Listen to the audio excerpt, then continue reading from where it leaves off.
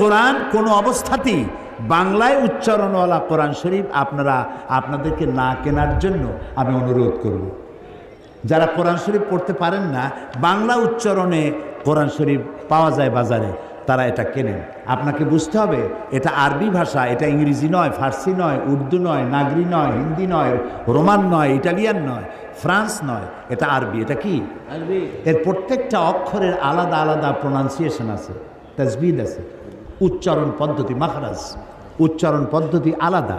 আপনি যদি রাসূলুল্লাহ বলেছেন যে কেউ তো এমন আছে কোরআন পড়ে আর কোরআন তারে লানত করে, সুতরাং বাংলায় লেখা এটা আপনি পড়বেন না। আপনি কোনো আলেমের কাছে যিনি বিশুদ্ধ তেলাওয়াত করে তার কাছ থেকে তেলাওয়াত করবেন, তা না হলে পরে মারাত্মক ভুল হবে।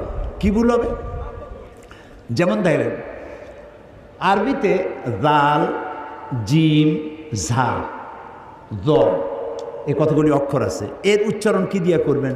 বর্গ জ দিয়ে করবেন, অন্তর জ দিয়ে করবেন, আর তো না, শেষ। কিন্তু উচ্চারণ সঠিক হবে না।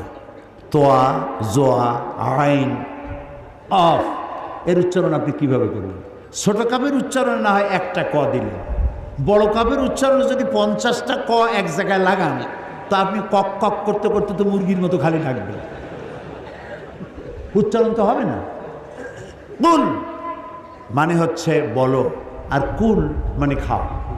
তো কুল হুয়াল্লাহু আহাদ, বলো হে নবী আল্লাহ এক, একক। এখন আপনি যদি বলেন কুল হুয়াল্লাহু আহাদ, তাহলে অর্থ হবে খাও, আল্লাহ এক। বলেন নাউযুবিল্লাহ। ইদা জা নাসরুল্লাহি ওয়াল ফাতহু, ইদা জা নাসরুল্লাহ, সদের উচ্চারণ আলাদা। আপনি যদি সদের উচ্চারণ জানেন না, আপনি বললেন ইদা জা নাসরুল্লাহি ওয়াল ফাতহু, তাহলে নুন সিন রা হলো, অর্থ দাঁড়ালো কি? ইদা জা নাসরুল্লাহি ওয়াল ফাতহুর অর্থ হলো যখন আল্লাহর পক্ষ থেকে সাহায্য আসবে।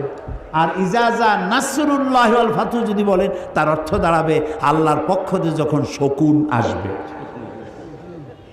দেখছেন?